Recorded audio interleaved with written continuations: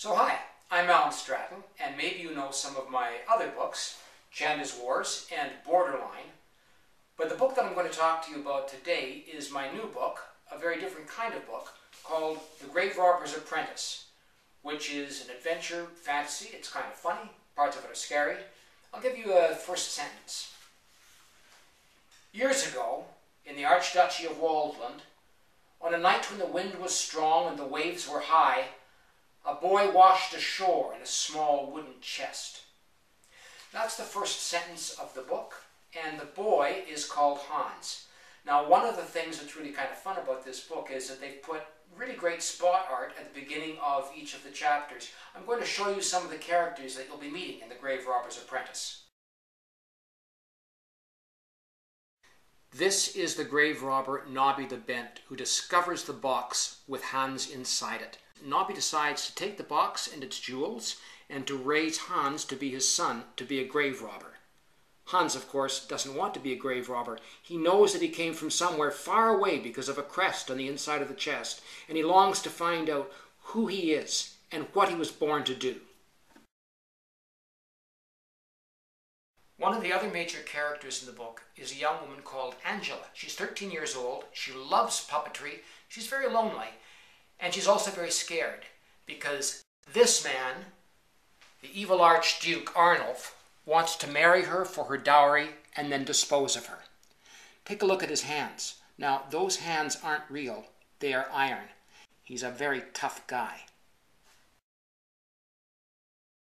What am I doing with a donkey's head? Okay, I'll tell you. I talked about puppets. Angela loves puppets. When I was a kid, I loved puppets, and I would do puppet shows and plays. I started as a playwright. And so one of the things that Angela tries to do, and Hans tries to do, in trying to escape from the Archduke and trying to escape from the Necromancer and find out who Hans is and rescue Angela's parents from the Archduke's prisons, etc., they use puppetry a lot and different puppet skills. This, by the way, is a puppet head for A Midsummer Night's Dream.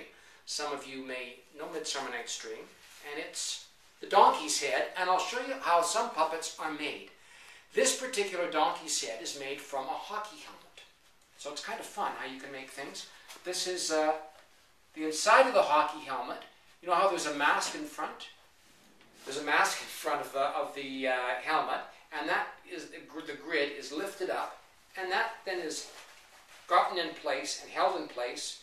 Then papier-mâché is added, and then strips of material are added, and then fur is added.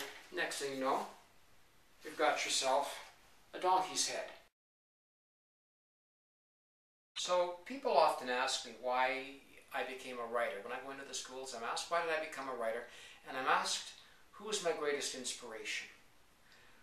My greatest inspiration is my mom.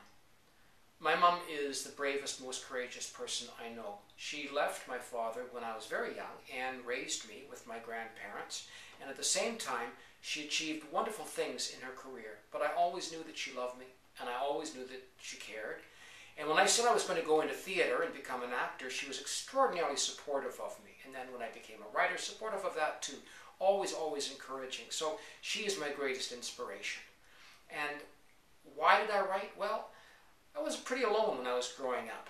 And I always found that writing was a great way to get rid of things that were inside, you know, and to have conversations. I had puppets, as I mentioned before, and I really loved telling stories to myself. And it seemed to me that that helped to make life make sense. And that's what I think about books today. And when I write, I try to write the kind of books that I would love to read. And the kind of books that I really love to read are all over the map. But this particular book, it's a book of fantasy. It's a book about family. What happens when families are separated by the sea? Who are we? What secrets are there in our lives? Who are we deep down, and what do we care about? That's what this book is about. And it's about people who fight for their lives and fight for their beliefs. And in the end, I hope you have as good a time reading it as I had writing it.